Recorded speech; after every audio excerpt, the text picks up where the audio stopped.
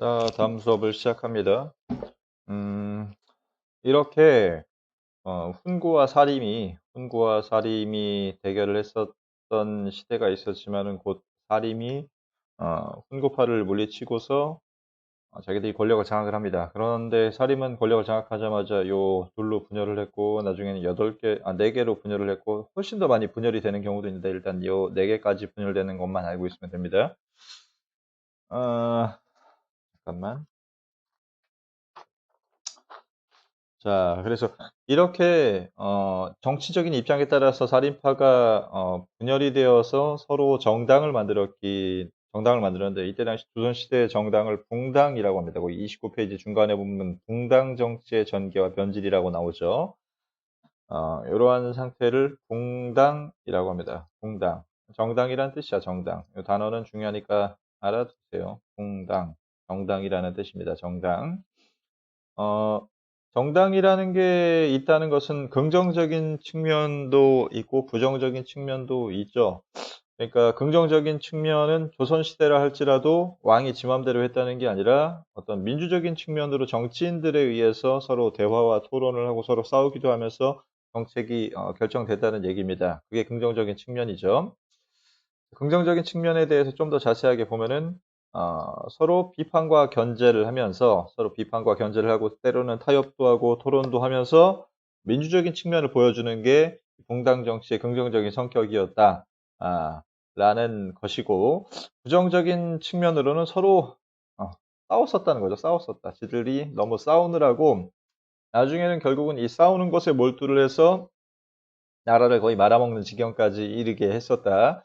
그게 굉장히 부정적인 측면이었었다라고 보면 됩니다. 같은 정당이 아니니까 서로 싸우겠지, 그렇죠? 같은 정당이 아니니까 서로 싸워서 막판에 가면은 서로 막 죽고 죽이는 관계로까지 변해요. 요 동인, 서인 요 정도 관계까지는 그래도 어떤 정치적인 동지였단 말이야. 한때는 사림이라는 동지 의식이 있었어서 서로 비판을 해주기도 하고 합의하기도 하고 타협하기도 했었는데 나중에 여기 남인, 노론소론이 다 나오는 지경까지 가면은 서로 완전히 왼수지간이 돼서 암살자도 보내고 서로 이렇게 살해도 하고 막 하는 식으로 해서 서로 못 죽여가지고 안달이 난 그런 관계로 바뀌게 됩니다. 이거는 중요하니까 중요하다기보다 그냥 흐름이니까 한번 보고 가고 그럼 요 붕당전 정치가 어떻게 바뀌게 되는지 그러니까 맨 처음에 어떻게 일단 동인과 서인이 나오게 되는지부터 시작을 해서 끝까지 가게 되는 과정을 좀 상세하게 보겠습니다. 먼저 동서분당입니다. 동서분당.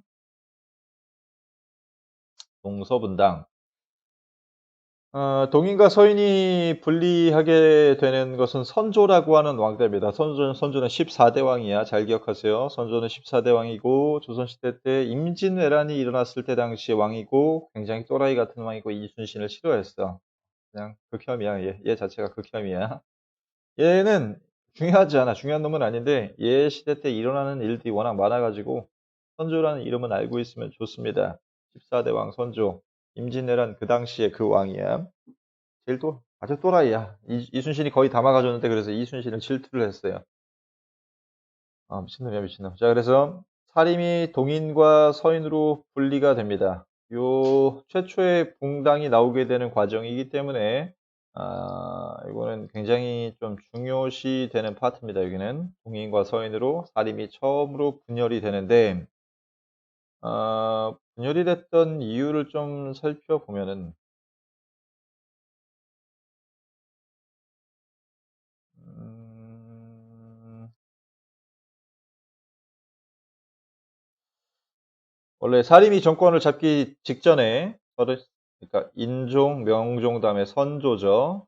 그러니까 선조 직전에 요 왕자들 중에서 누구를 왕으로 세울 것인가를 두고서 왕비 가문, 즉 외가 친척들끼리 서로 싸우게 됩니다. 서로 싸우게 되면서 살인파의 일부는 여기에 붙고 또 일부의 살인파는 여기에 붙으면서 서로 대립이 일어나가지고 을사사화라는 게 일어나게 됩니다. 나중에 요 윤원영이 이기게 되면서 윤원영이 이쪽 윤임파에 붙었었던 살인파들을 살해하거나 아니면 유배를 보내는 보복 정치를 하게 되는 을사사화라는 게 일어나게 되는데, 이 을사사화의 원인은 결국은 이 외가 친척이 정치에 참여를 하게 되면서부터죠. 원래 정치의 중심은 왕이어야 되는데 이 외가 친척 왕비 가문이 정치의 핵심으로 떠오르게 되면서 이 을사사화가 일어나게 됐다라고 판단을 했던 일부 사림들이 야, 외척 정치를 청산할 거냐 말 거냐를 두고서 싸우게 됩니다. 동의는 외척 정치를 청산하자라고 하는 입장이고, 서인은 야, 외척은 그래도 왕의 친척인데 그래도 정치에 좀 참여해도 상관없지 않겠냐, 혹은 능력이 있으면은 외가 친척이라도 좀 참여해도 괜찮지 않겠냐라고 하는 입장이었었기 때문에 요 외척 정치를 청산하는 데 대한 입장 차이에 따라서 동인과 서인이 분열하게 되죠. 동인과 서인이 분열하게 된다. 그 다음에 이때 굉장히 꿀 관직이 있었는데 이조전랑이라고 하는 관직입니다. 이 이조전랑이라고 하는 관직을 서로 차지하려고 하다 보니까는 동인과 서인파가 나뉘게 됩니다. 이걸 서로 차지하게 하려고.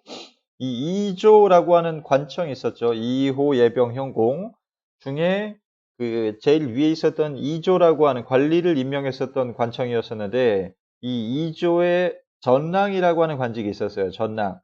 2조 전랑. 이 2조 전랑이라는 것은 관리를 임명하는 데 있어서 동의권, 전에 계속 얘기하지만은 왕이 누군가를 임명할 때도 대간에서 동의를 해줘야지 임명을 할 수 있었죠. 그 동의권을 가지고 있는 꿀관직이 바로 2조 전랑임입니다.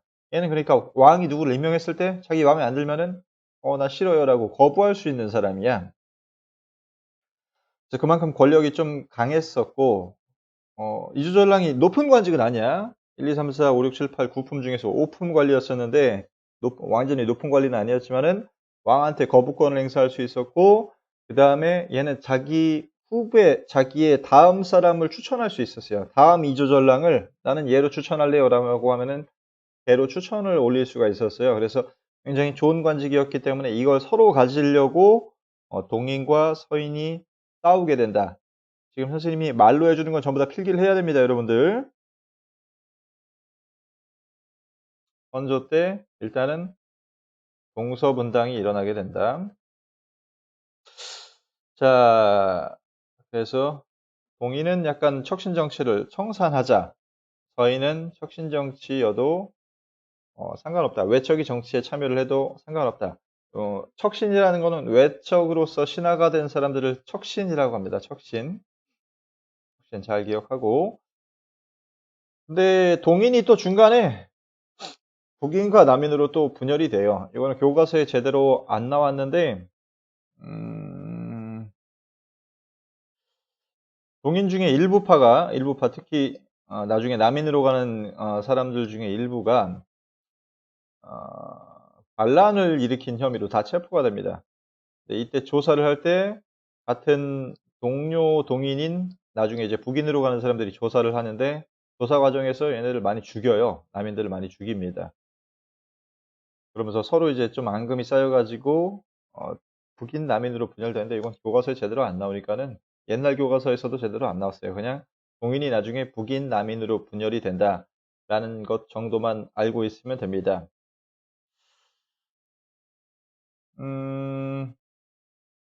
이렇게까지 이제 세 개로 분열이 되고 난 상태에서 터지게 되는 전쟁이 임진왜란입니다. 임진왜란이 터지게 됩니다. 잠깐만. 이렇게까지 딱 세 개로 분열이 되고 나서 임진왜란이 터지게 됩니다. 임진왜란이 터지고 나서 임진왜란을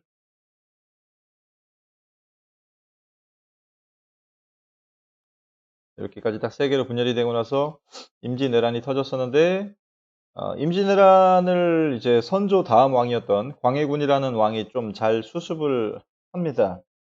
그리고 이때 임진왜란 당시에 의병으로서 나서서 싸웠던 애들이 북인 쪽에서 많이 나왔기 때문에 임진왜란이 끝나고 나서는 북인이 권력을 차지를 하게 되죠. 그리고 나서 그러니까 북인이랑 광해군이랑 같이 정치를 하게 되는데, 이때는 이 북인이 남인이랑 서인을 완전히 정치에서 배제를 시켜놓고서 자기들끼리만 모든 것을 다 결정을 해요, 북인이. 여기 서인과 남인이 있었지만은 얘네들하고는 아무것도 논의도 하지 않고 결정권도 주지 않아, 광해군이. 오로지 북인한테만 모든 결정권을 주고서 정책을 실행을 했었기 때문에 남인과 서인이 굉장히 감정이 상했겠죠. 그리고 중간에 광해군이 어, 자기 계모였던 엄마도 죽여요. 계모라서 엄마랑 사이가 별로 좋지 않았어. 그래가지고 계모였던 임목대비를 폐비시킨다고 여기 체크를 합니다. 임목대비를 폐비한다. 이게 계모였던 임목대비를 폐비시킨다. 북인이 집권을 했었고 광해군 중요한 왕입니다. 잘 기억하세요. 광해군 때 북인이 집권을 했었고 서인과 남인은 완전히 배제해서 얘네 감정이 좋지 않아서 나중에 서인과 남인이 반정이라는 걸 반란을 일으키죠. 인조반정이라는 걸 일으킵니다. 서인이 그리고 남인이 같이 참여하는 형태로 반란, 인조반정을 일으킵니다. 이때 배제가 됐기 때문에. 자, 그거는 좀 이따 볼 거고 자세하게. 이때 광해군의 계모였었던 임목대비랑 배다른 동생이었던 영창이라고 하는 어린 애기를 죽여버려요. 어, 계모였었기 때문에 사이가 안 좋았었고, 영창은 자기의 라이벌로서 왕이 될 수 있었던 애기였었기 때문에 걔를 죽여버립니다. 광해군이. 그래서 좀 죽이는 사람들이 많았었고, 특히 아무리 계모라고 해도 엄마를 죽인 거란 말이야, 엄마. 그래서 효를 중요시하는 조선시대에서는 이게 굉장히 무리수였었죠. 굉장히 무리수였었고, 결국은 적이 많아집니다. 광해군과 북인이. 아까도 얘기했지만은 광해군과 북인은 남인, 서인을 배제를 했었고, 그 다음에 자기의 계모까지도 죽이고, 자기의 배다른 동생까지도 죽이는 등 적을 많이 만들었기 때문에, 결국은 서인과 남인을 중심으로 해가지고, 인조반정이라고 하는 게 일어나죠. 요 광해, 영화 알죠? 이 광해. 인조반정이라는 게 일어나가지고, 결국은 북인과 남인은 다 쫓겨납니다. 북인과 남인이래. 북인은 전부 다 쫓겨납니다. 북인은 전부 다 쫓겨나요. 완전히 쫓겨나고서 서인과 남인이 중심이 돼가지고 정치를 주도하게 되는 이런 전형적인 붕당 체제의 모습이 나타나게 됩니다. 상호 비판적인 공존. 여기에 중요한 단어는 서로 비판적이고 서로 비판이죠. 이 붕당 정치의 특징이라고 그랬었죠. 서로 비판하기도 하면서도 서로 타협할 건 타협하는 그런 공존적인 체제. 이게 일반적인 형태의 민주적인 체제야. 지금 우리나라도 정치인들끼리 서로 싸우기도 하지만은 자기들끼리 타협하고 공존할 거는 또 공존한단 말이야. 그래서 이렇게 서인이 모든 것을 주도를 해서 반란을 일으켰었고, 그 다음에 남인을 참여시켰던 형태의 정치 형태를 일컬어서 전형적인 형태의 붕당 정치라고 합니다. 알겠죠? 전형적인 형태의 붕당 정치다 라고 알고 있으면 됩니다. 자, 그래서 인조반정이 일어나면서 서인이 주도를 했고 정치를 남인이 참여하는 형태로 서로 상호간에 비판하고 견제하는 그런 모습을 보이게 됩니다. 그러다가 음,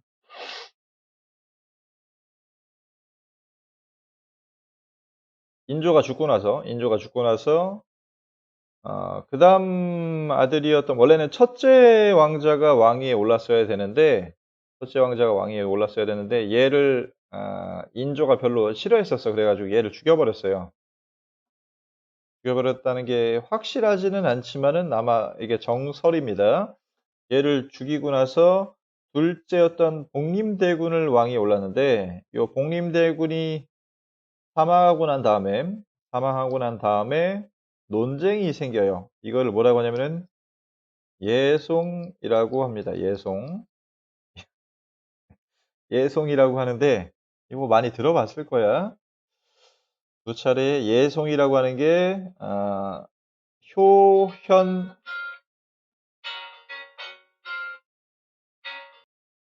자, 그 예송이라고 하는 거는 효종 다음에 현종이라고 하는 왕 때 생겼던 예절과 관련된 논쟁이라는 뜻입니다. 예절과 관련된 논쟁.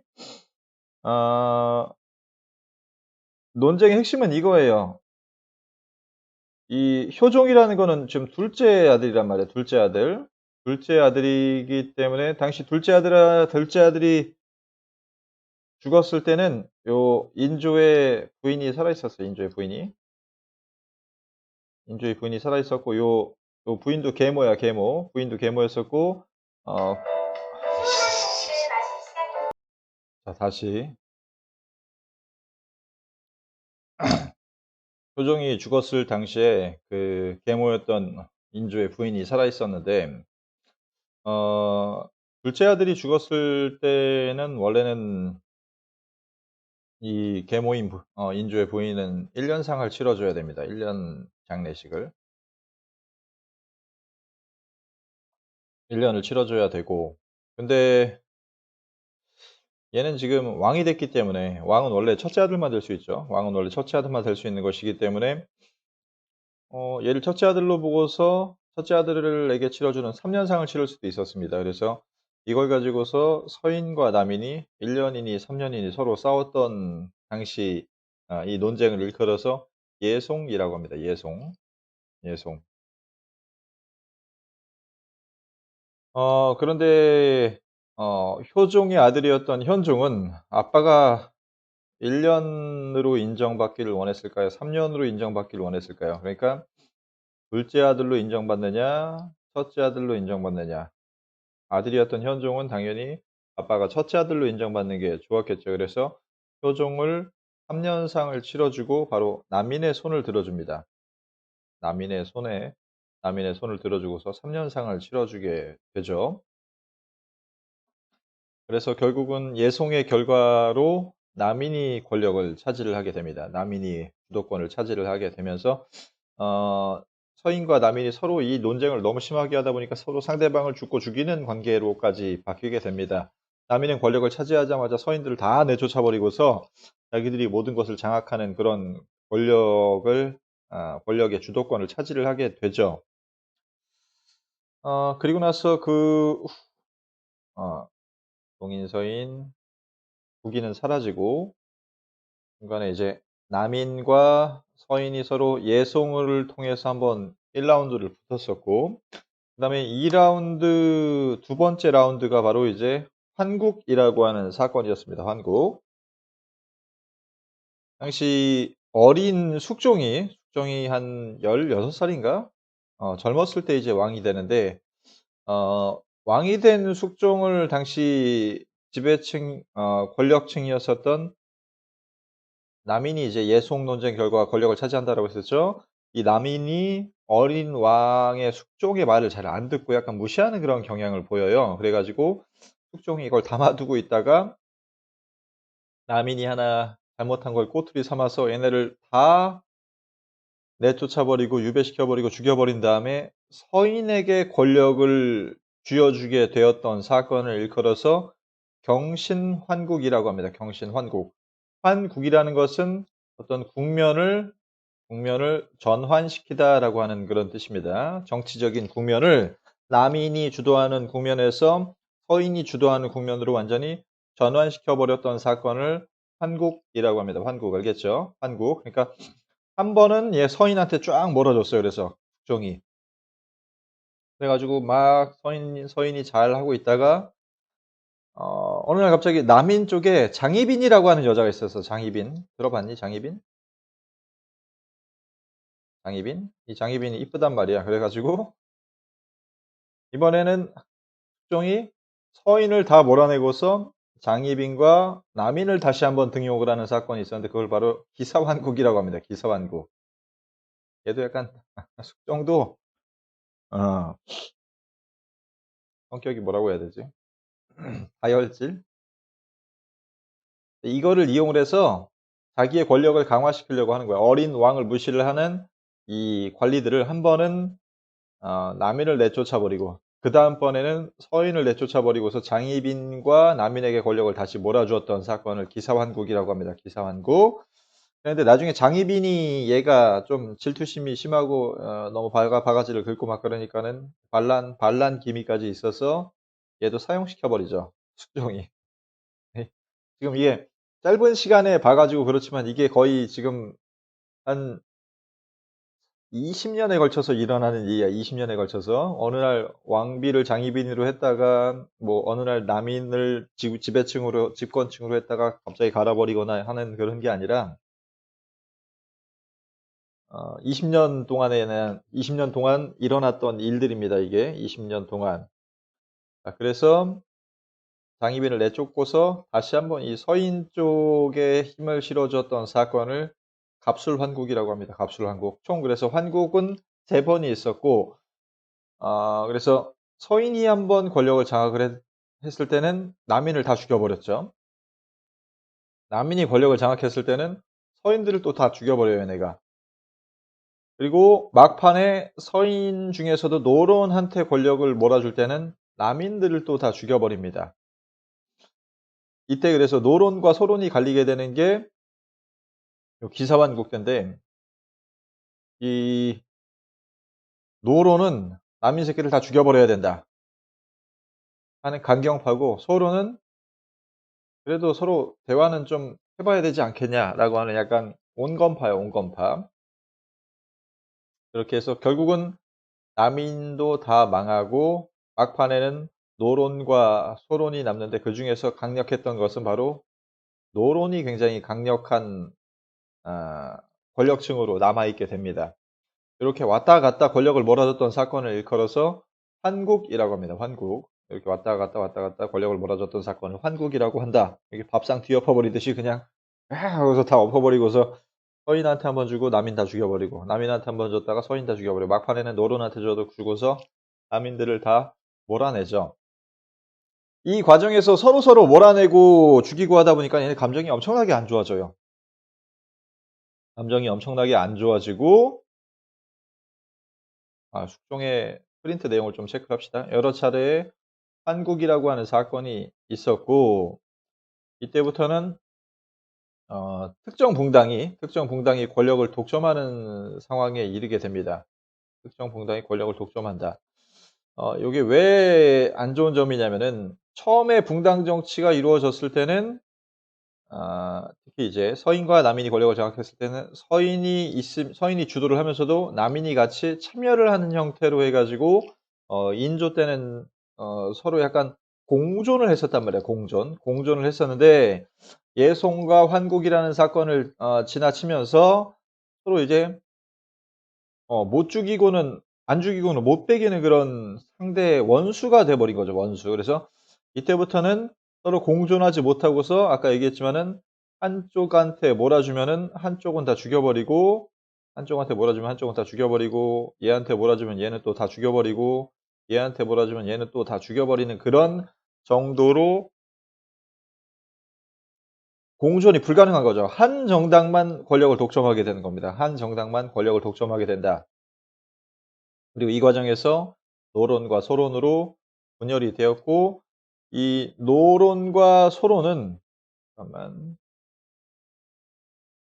비우자.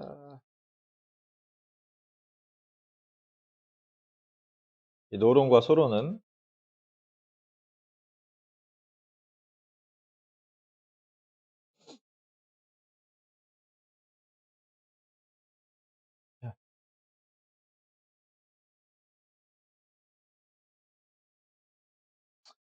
노론은 나중에 이제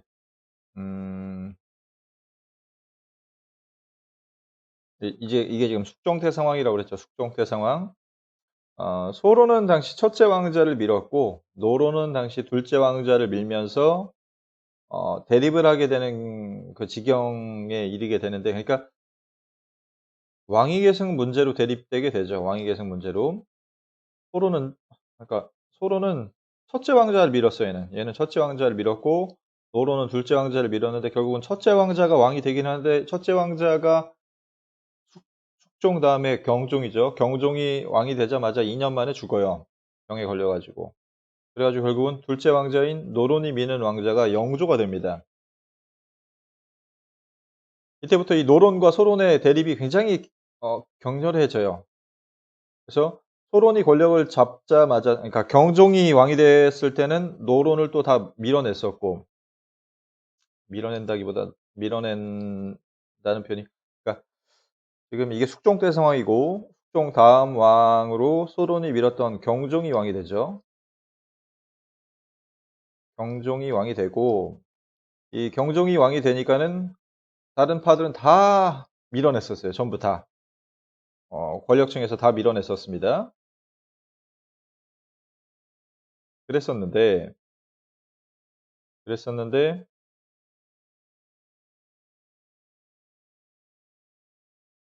경종이 일찍 죽었다 그랬었죠. 그래서 그다음 왕은 노론이 밀었었던 영조라는 사람이 왕이 됩니다. 그리고 영조가 왕이 되자마자 또 소론을 다 이제 다 죽여버리죠. 어 이런 상황이 계속 반복되다 보니까는 이 붕당들끼리는 서로 완전히 다 원수지간이에요, 얘네들끼리는. 다 원수지간이 되고 서로 공존하지 못하는 상황이 됐었고 심지어 얘네 각 정당이 다음 왕은 누구다, 다음 왕은 누구다라고 하면서 지네가 신한데 왕을 선택하는 지경까지 이르게 된단 말이야. 그러면서 왕권이 어떻게 됐을까? 굉장히 약해지는 상황이 벌어지게 됩니다. 그래서 결국은 왕권이 약해지는 그런 상황을 이르게 된 것은 바로 요 붕당들이 너무 다툼을 많이 했었기 때문에 그렇게 된 것이다라고 판단을 했었던 영조와 정조가 실시했던 정책이 바로 상평책입니다. 상평책이라는 건 쉽게 얘기해서 붕당 간에 싸우지 말으라는 거야. 니네 싸우지 마. 니네 이제부터 싸우면 죽여버릴 거야.